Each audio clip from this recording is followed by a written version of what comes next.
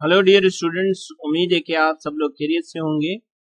हम first year physics के motion in to dimension के एक बहुत ही इम्पोर्टेंट टॉपिक को डिस्कस कर रहे हैं, जो कि हमारे पास है प्रोजेक्टाइल मोशन। और इस वक्त तक हमने प्रोजेक्टाइल मोशन के तमाम टॉपिक्स को डिटेल डिस्कस किया है, उनकी कैलकुलेशंस की हैं। और आज भी इसी तरीके से हम प्रोजेक्टाइल मोशन का एक और इम्पोर्टेंट टॉपिक डिस्कस करने जा रहे हैं, जो कि हमारे पास एग्जाम्स और एमसीक्यूज पॉइंट ऑफ व्यू से भी एक अहमियत का हामिल है। तो आज का जो टॉपिक है जो हम आज डिस्कस करने जा रहे हैं वो हमारे पास है ट्रेजेक्टरी ऑफ द प्रोजेक्टाइल। ठीक है, आज हम ट्रेजेक्टरी ऑफ द प्रोजेक्टाइल के बारे में डिस्कस करेंगे।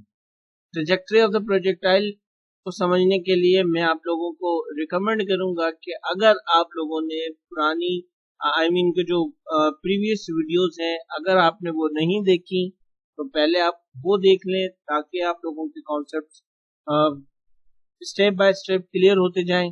फिर आपको ये ट्रेजेक्टरी ऑफ द प्रोजेक्टाइल भी क्रिस्टल क्लियर हो जाएगा। अब आ जाते हैं अपने टॉपिक की तरफ, आज के इस लेक्चर की तरफ। ट्रेजेक्टरी ऑफ द प्रोजेक्टाइल क्या है कि path followed by projectile is called its trajectory. जो पाथ एक प्रोजेक्टाइल फॉलो करता है उसे हम ट्रेजेक्टरी कहते हैं। ठीक है, अगर कोई पर्सन है जो कि छत से ऑब्जेक्ट को थ्रो कर रहा है तो वो भी जो पाथ फॉलो होगी वो भी आप यहाँ पर देख लें। अगर यहाँ पर हम एक छत बना लेते हैं और इस छत से कोई पर्सन यहाँ से कोई ऑब्जेक्ट थ्रो करता है तो वो इस तरीके से नीचे आएगा। तो ये जो पाथ फॉलो किया है एक प्रोजेक्टाइल बन रहा है यहाँ पर, इसे भी हम ट्रेजेक्टरी कहेंगे। ठीक है, अगर यहीं पर इसे ग्राउंड कंसीडर करें और फुटबॉल को किक कर रहा है कोई प्लेयर तो वो ये पाथ फॉलो करेगा। ठीक है, इस पाथ को भी हम ट्रेजेक्टरी ऑफ द प्रोजेक्टाइल कहेंगे। मेरे होप्स हो कि आपको ये बात समझ में आ रही होगी। अब ये जो है वो सेवरल फैक्टर्स पर like air resistance, uniform gravitational acceleration, इन पर डिपेंड करती है। तो अगर हम एयर रेजिस्टेंस को निगलेक्ट करें और ग्रेविटेशनल एक्सेलरेशन को अज्यूम करें कि वो through out the motion uniform रही है, तो हम ट्रेजेक्टरी को ट्रेस कर सकते हैं। अब ट्रेजेक्टरी को ट्रेस करने के लिए हमें क्या मालूम होना जरूरी है? हमें इंस्टेंटेनियस डिस्प्लेसमेंट मालूम होना चाहिए एक्स एंड वाई डायरेक्शन का। तो चलें पहले वो देख लेते हैं। अब देखें कि अगर हम डिस्प्लेसमेंट बात कर रहे हैं, यानी कि डिस्प्लेसमेंट इन एक्स डायरेक्शन की बात कर रहे हैं, in T second after the take off is given by. ठीक है, जो डिस्टेंस उसने हॉरिजॉन्टल एक प्रोजेक्टाइल ने कवर किया है वो हमारे पास क्या आ जाएगा? हॉरिजॉन्टल है तो यहाँ पर एक्स आ जाएगा। और जो वेलोसिटी होगी, हमें मालूम है कि जो जनरल फार्मूला होता है, जो distance and displacement, speed, velocity, ये टर्म्स जब हम क्लियर कर रहे होते हैं तो हमें डिस्टेंस मालूम होता है कि वो बराबर होता है v इंटू टी के। तो चूंकि यहाँ पर हॉरिजॉन्टल डिस्प्लेसमेंट की बात हो रही है तो s की जगह पर x आ जाएगा और v की जगह पर v नॉट x आ जाएगा और मल्टीप्लाई बाय टाइम सेम रहेगा। ठीक है, अब यहाँ पर आप देखेंगे ये जो v नॉट x है ये हमारे पास बराबर होता है वी नॉट कॉस थीटा, क्योंकि ये वी नॉट का एक्स कंपोनेंट होता है। तो ये वी नॉट कॉस थीटा के बराबर हो जाएगा। अब एक्स को रीराइट करके लिखेंगे हम तो ये हो जाएगा x is equal to v not cos theta multiply by time. ठीक है, आप देखेंगे यहाँ पर ये जो वी नॉट कॉस थीटा है वो टाइम के साथ मल्टीप्लाई कर रहा है, इज इक्वल टू के इस तरफ आकर ये डिवाइड करना शुरू कर देगा। तो ये टाइम की इक्वेशन हमें मिल जाएगी कि t is equal to x upon v not cos theta. Clear? अब इसी तरीके से हम y डायरेक्शन में देखेंगे। y डायरेक्शन में हमारे पास क्या आ जाएगा कि y डायरेक्शन की जो इक्वेशन है, जैसे हम सेकंड इक्वेशन ऑफ मोशन को यूज करते हैं, s is equal to v i t plus 1/2 at का स्क्वायर। ठीक है, अब s की जगह पर y आ जाएगा क्योंकि हम y की बात कर रहे हैं, vi की जगह पर v नॉट y आ जाएगा और एक्सेलरेशन ड्यू टू ग्रेविटी हमने थ्रू आउट प्रोजेक्टाइल अपवर्ड के लिए नेगेटिव कंसिडर कर रखी है, तो यहाँ पर माइनस ग्रेविटेशनल एक्सेलरेशन आ जाएगा और 1/2 t square as it is वैसा का वैसा आ जाएगा। ये हमारे पास एक प्रोजेक्टाइल की इक्वेशन बन गई जब हम y डायरेक्शन की बात कर रहे हैं।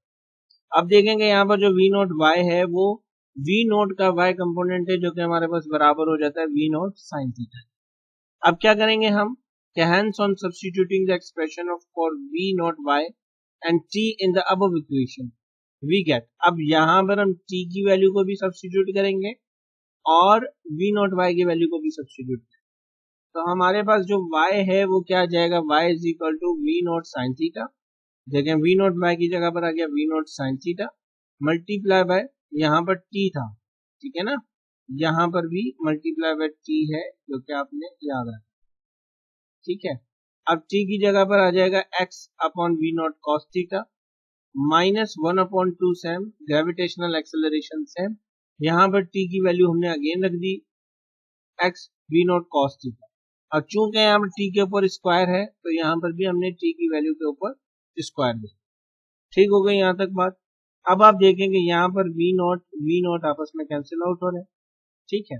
और फिर जब साइन थीटा मल्टीप्लाई होगा x के साथ तो ये हो जाएगा x sine theta divided by cos theta minus 1/2 same gravitational acceleration same, x का स्क्वायर x स्क्वायर हो जाएगा, क्योंकि ये पूरी वैल्यू के ऊपर स्क्वायर है तो डिनोमिनेटर में भी स्क्वायर अप्लाई होंगे, v not square cos square theta हो जाएगा।